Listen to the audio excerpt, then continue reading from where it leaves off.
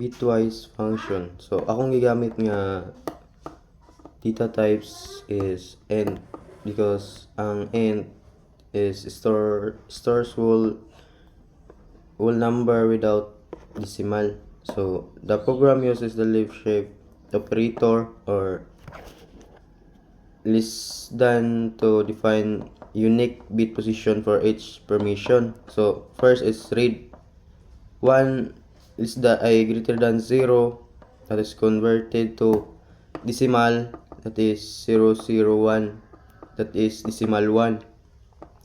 Write is 1 greater than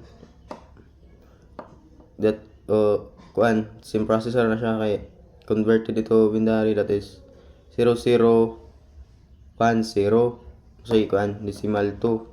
So ang pag-execute niya sige i-lift shift na po dyan gausa, that is 0100 tis decimal 3 mo siya pag-execute. So sigan is checking permission bitwise and the user enter a decimal number, example input ka og 5, which is i-convert nimo sa binary, that is 0101.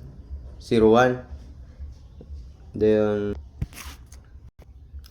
the AND operator is compare the input with the read mask. If the first bit of the input is 1, that result is non-zero or true.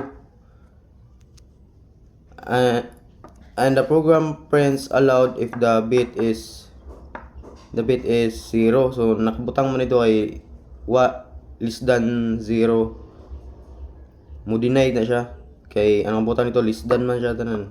And 3 step pag katulo add the information bitwise or per permission, so write. So the OR operator is used to set a bit even if the write permission was not there before. This operation ensures the second bit is turning on 1 without affecting the other bit. So removing permission bitwise and not permission 5 execute.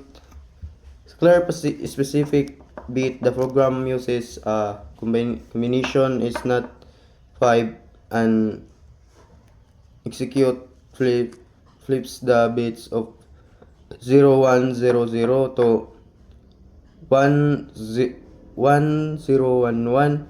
kay ang ako lang diri kay mo move man siya pa left kadua din ang kaning 0 pulian siya og 1. So performing and with this must keep all existing information exactly as they are but forces that execute bit to 0. So lastly, toggling permission bitwise or XOR. If the read bit was 1, it becomes to 0. If the read bit was 0, it becomes 1. So itong